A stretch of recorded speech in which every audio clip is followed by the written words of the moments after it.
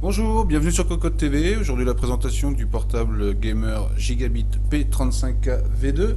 Il s'agit d'un portable 15,6 pouces équipé d'une 870M et d'un format slim.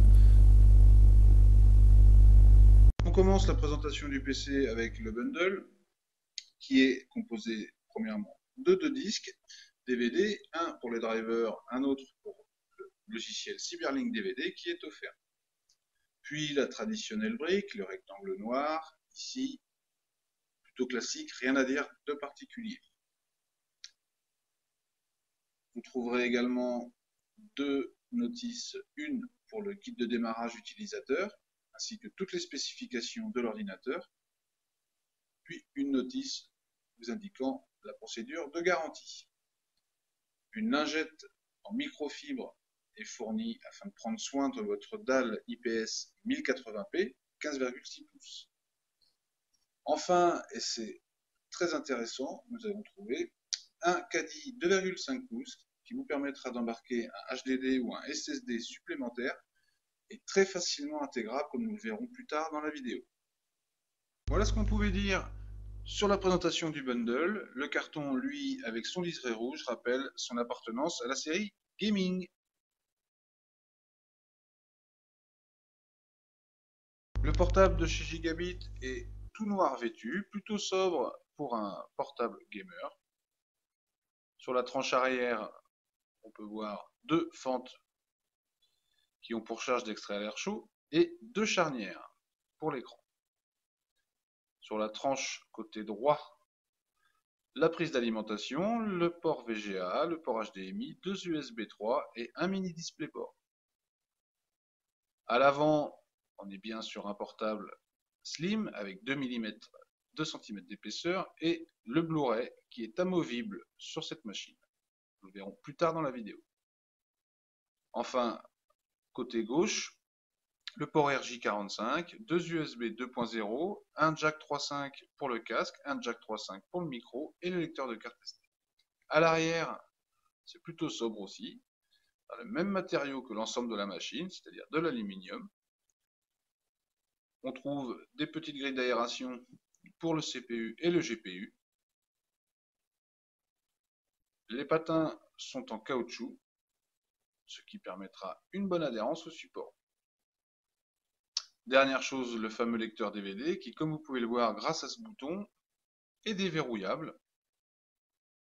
Ainsi, on peut sortir très facilement le lecteur,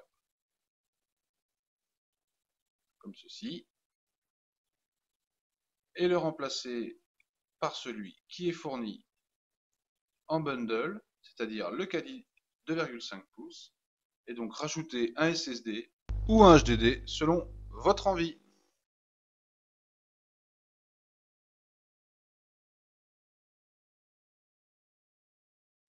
Nous avons pu très facilement ouvrir le capot arrière en retirant quelques vis.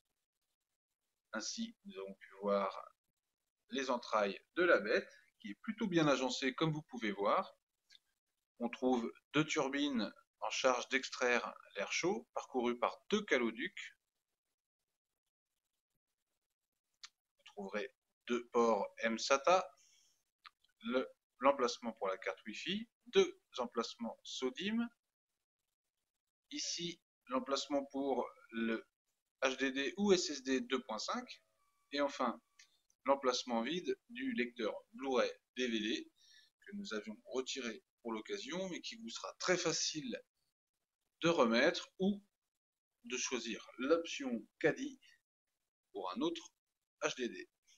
Voilà ce qu'on peut dire sur l'intérieur. C'est plutôt propre. Le capot est en aluminium, très bien fini.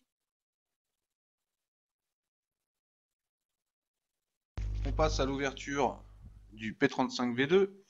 Les deux charnières offrent une rigidité satisfaisante. L'écran s'ouvre facilement. Vous voyez, malgré sa finesse, il reste relativement rigide.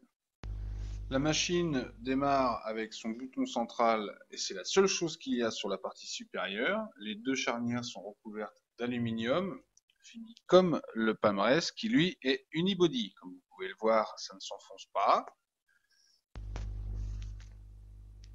Le palmarès est de très bonne finition. Le clavier, lui, est de type chiclette. Vous voyez, la machine a démarré très rapidement grâce au SSD en mSATA RAID 0. L'aluminium nous a paru plutôt de bonne qualité. Il a tendance à marquer un peu des doigts. Le lecteur s'ouvre par l'avant. C'est une originalité de chez Gigabit. Le trackpad a une bonne glisse. Il est en monobloc. Il n'a pas de jeu. Il est très bien intégré, comme le reste de la machine que nous avons trouvé plutôt très bien fini. Le surf était agréable, quasiment fanless. Par contre, dès qu'on utilise un jeu, elle se fait entendre clairement. Là-dessus, il n'y a pas de doute.